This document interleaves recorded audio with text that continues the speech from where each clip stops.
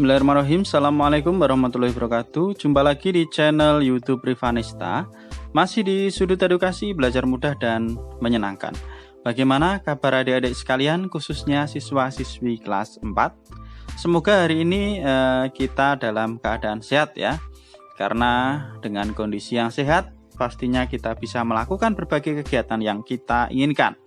Dan dengan kondisi yang sehat pula, kita bisa belajar bersama untuk membahas buku penilaian Bu Pena untuk SD atau MI kelas 4 ya.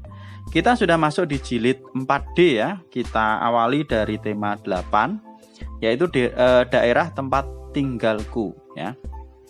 Jadi mungkin yang kali ini masih di tema 7 ataupun tema-tema sebelumnya bisa dilihat di playlist ya. Sudah saya buatkan playlistnya untuk Bu Pena kelas 4 ya. Di sana sudah kita bahas untuk mulai dari tema 1 sampai dengan tema 7 ya. Sudah kita bahas semua soal-soal latihan yang ada. Oke, langsung saja kita menuju ke Ayo Berlatih ya, yang akan kita bahas kali ini di halaman ya, ini materinya sedikit ya. Jadi Ayo Berlatihnya ada di halaman 6 ya dari semua. Nah, ini adalah ada cerita tentang asal mula bunga kemuning ya. Nanti kita diminta untuk menentukan tema, latar ya, serta pesan ya. Nah, untuk itu sebelum kita membahas soal ini, alangkah baiknya kalau kita mengetahui dulu ya, apa itu tema, apa itu latar dan pesan ya. Di sini ada materi ya sebelumnya, yaitu menjelaskan tentang teks fiksi ya. Kalau di materi sebelumnya adalah kita belajar tentang non fiksi ya. Sekarang kita membahas tentang teks fiksi. Apa itu teks fiksi ya? Jadi yang disebut dengan teks fiksi adalah teks yang berisi rekaan atau khayalan yang tidak berdasarkan kenyataan ya. Jadi ini hanya cerita khayalan ya, tidak berdasarkan kejadian yang nyata. Nah, dalam satu cerita rakyat, ini cerita rakyat itu termasuk salah satu teks fiksi ya, teks fiksi ya. Dalam satu cerita rakyat yang cukup terkenal di Indonesia adalah Asal Mula Bunga Kemuning ya. Ini ada tokohnya yang bernama Putri Kuning ya, Putri Kuning. Nah, ini sebagai pelaku cerita atau sesuatu yang mengalami peristiwa. Nah, selain tokoh ya, ada beberapa hal yang diperlukan agar sebuah teks fiksi atau cerita dapat berjalan dengan baik ya. Hal-hal tersebut diantaranya ada tema, alur, latar, dan juga amanat. Nah, apa itu tema, apa itu alur, dan apa itu latar serta amanat? Nah, tema adalah dasar cerita atau sesuatu yang menjadi pokok terbentuknya suatu cerita, itu tema. Jadi temanya tentang apa? Kemudian alur itu rangkaian peristiwa atau kejadian yang terdapat dalam suatu cerita atau jalan ceritanya ya. Nah, dalam cerita fiksi itu alurnya itu menjelaskan susunan dari rangkaian peristiwa yang terjadi di dalamnya, mulai dari peristiwa awal ya, permasalahan hingga penyelesaian masalah. Selanjutnya ada latar. Latar adalah keterangan yang menjelaskan keadaan dalam suatu cerita. Nah, latar itu ada latar tempat, latar waktu, dan latar suasana. Latar tempat misalnya di mana, di hutan ataupun di kerajaan ataupun di rumah ya. Kemudian waktunya itu apakah pagi hari, sore hari, malam hari. Nah, itu ya. Kemudian yang keempat adalah amanat ya. Nah, di sini ada penjelasannya untuk amanat ya. Amanat merupakan pesan yang terkandung dalam sebuah cerita. Jadi cerita itu memberikan pesan tentang apa. Nah, oke. Sebelum kita membahas Ayo Berlatih di halaman 6 karena ada kaitannya dengan cerita Asal Mula Bunga Kemuning, maka akan saya bacakan terlebih dahulu ya. Asal mula bunga kemuning. Dahulu kala di sebuah kerajaan tinggallah seorang putri raja bersama 10 putrinya. Ke-10 putri diberi nama sesuai dengan warna kesukaan sang raja. Ada Putri Jambon, Putri Hijau, Putri Jingga, Putri Nila, Putri Merah, Putri Kelabu, Putri Oren, Putri Biru, Putri Putih, dan Putri Kuning. Putri Jambon merupakan putri sulung, sedangkan Putri Kuning merupakan putri bungsu sang raja.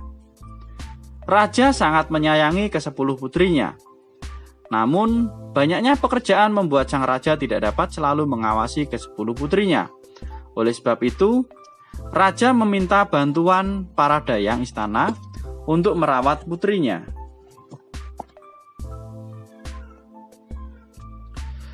Setiap hari para putri diperlakukan dengan sangat baik oleh dayang-dayang.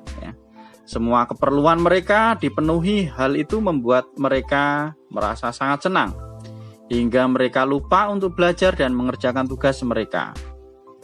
Sepanjang hari, 9 putri dari 10 putri raja selalu bermain-main dan bersenang-senang tanpa mau peduli dengan pelajaran dan tugas mereka. Akan tetapi ada seorang putri yang sangat rajin dan suka membantu pekerjaan ayahnya. Putri itu adalah Putri Kuning. Setiap hari Putri Kuning rajin belajar dan selalu berusaha untuk menyelesaikan tugasnya. Putri Kuning juga sering menemani sang raja bekerja, misalnya pada saat sang raja membalas surat undangan dari kerajaan lainnya. Suatu hari, raja berniat untuk pergi ke suatu negeri dalam waktu yang cukup lama. Sebelum pergi, raja berpesan kepada putrinya untuk hidup rukun, tetap rajin belajar dan mengerjakan tugas mereka masing-masing. Sang raja juga menanyakan oleh-oleh apa yang diinginkan para putri setelah ia kembali nanti.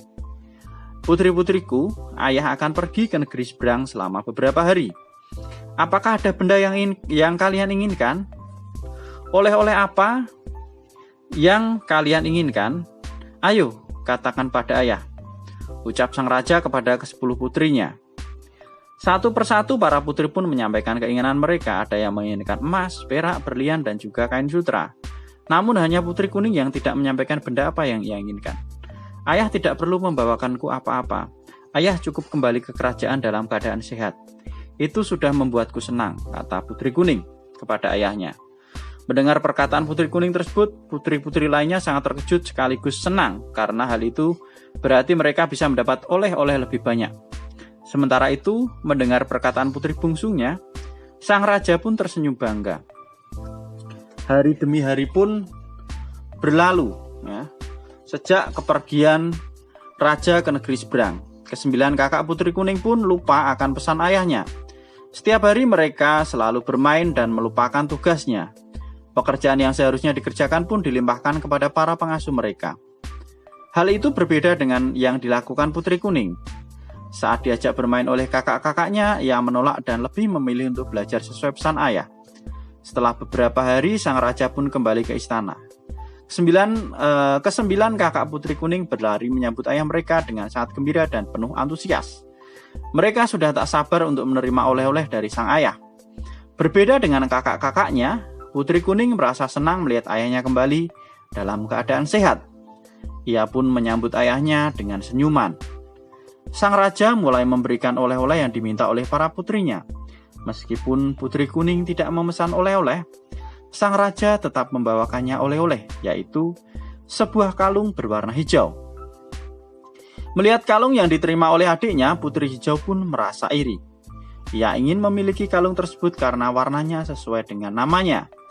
Keesokan harinya, Putri Hijau pun meminta kalung tersebut kepada Putri Kuning. Namun Putri Kuning tidak memberikannya karena itu hadiah dari sang raja untuk dirinya. Karena tidak mendapat kalung tersebut, Putri Hijau bilang kepada kakak-kakaknya bahwa kalung yang dipakai Putri Kuning adalah miliknya. Kakak-kakaknya pun percaya dengan perkataan Putri Hijau. Mereka pun mencari cara untuk mendapatkan kalung tersebut dari Putri Kuning. Ke-9 putri pun mengajak Putri Kuning untuk bermain di hutan.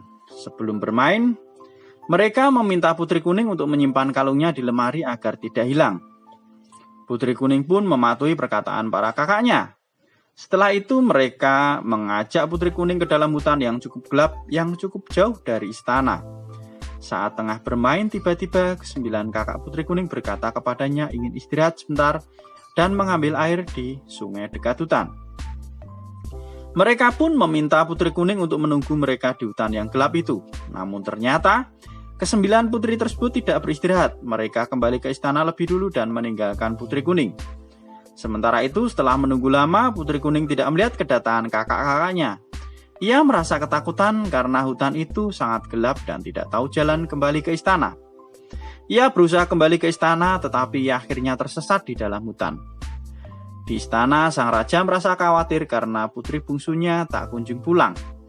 Ia pun berusaha mencarinya ke semua tempat di sekitar istana, tetapi tidak menemukannya. Waktu pun terus berlalu. Raja pun sangat sedih karena salah satu putrinya hilang. Akhirnya, sang raja mencari putri kuning ke dalam hutan yang cukup gelap. Di tengah hutan, raja melihat sebuah pohon yang memiliki batang seperti jubah putri kuning. Daunnya berkilau, sedangkan bunganya berwarna putih kekuningan dan berbau harum. Tanaman tersebut mengingatkan raja dengan putri bungsunya, yaitu putri kuning. Akhirnya raja membawa dan merawat tanaman itu di istananya, serta memberi nama tanaman tersebut dengan nama kemuning. Nah, ini adik-adik cukup panjang ceritanya ternyata. Oke, kita langsung saja ya ke soalnya. Yang pertama, apa tema yang digunakan dalam cerita asal mula bunga kemuning? Ya, temanya adalah di sini sudah saya tuliskan ya, adik. Tema yang digunakan yaitu awal mula nama bunga kemuning. Ya. Kemudian nomor 2, latar tempat apa saja yang terdapat dalam cerita tersebut? Nah, latar tempatnya di mana tadi di cerita? Yaitu di lingkungan kerajaan dan juga hutan ya. Pada saat putri kuning tadi diajak oleh kakak-kakaknya bermain di hutan. Lanjut, apa pesan raja kepada para putrinya sebelum pergi ke negeri seberang? Nah, pesan raja tadi adalah para putri untuk hidup rukun, tetap rajin belajar dan mengerjakan tugas mereka masing-masing. Nomor 4, bagaimana sifat putri kuning dalam cerita asal mula bunga kemuning? Sifatnya adalah baik hati, patuh kepada orang tua, rajin, suka membantu dan amanah ya. Kemudian nomor 5, mengapa putri hijau merasa iri kepada putri kuning? Ya, jawabannya adalah karena putri hijau merasa iri dengan hadiah kalung berwarna hijau yang diterima oleh putri kuning. Ia ingin memiliki kalung tersebut karena warnanya sesuai dengan namanya. Ya.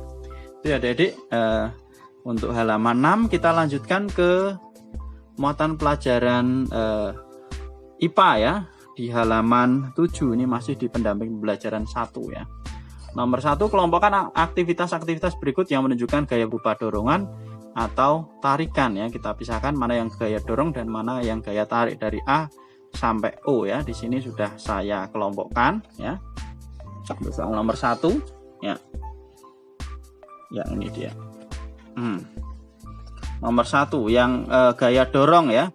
Itu yang bagian A, yaitu mengayuh sepeda. Kemudian yang B, menekan tombol remote televisi. Yang D, membuat mobil mainan dari plastisin. Kemudian yang E, melempar bola basket. Yang H, melontarkan anak panah. Yang J, mengetuk pintu.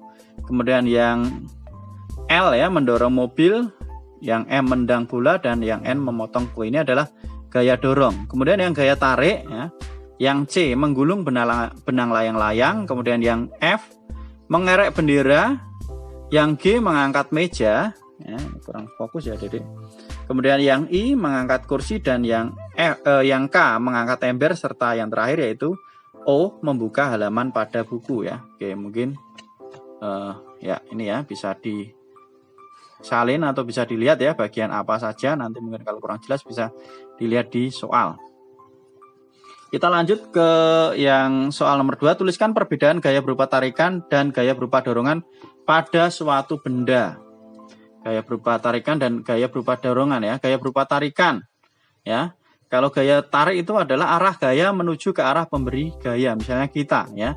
Kalau gaya tarik berarti gayanya menuju ke arah kita yang memberi gaya. Ya, misalnya kita lagi menarik sesuatu, berarti kan arahnya ke kita. Nah, kalau gaya dorong itu arah gaya menjauhi dari pemberi gaya. Ya, misalnya kita mendorong sesuatu, arah gayanya adalah ke arah menjauhi kita ya, sebagai yang memberi gaya. Itu untuk nomor 2. Lanjut ke nomor 3.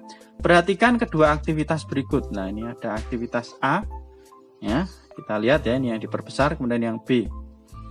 Gaya yang digunakan sehingga membuat benda pada aktivitas A dan B bergerak. Jadi gaya apa? Ya.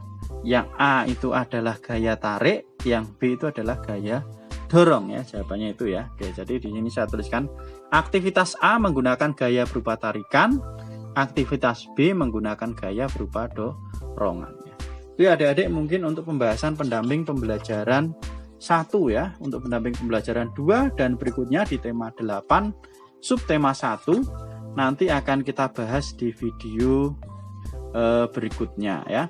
Terima kasih sudah meluangkan waktu untuk belajar bersama.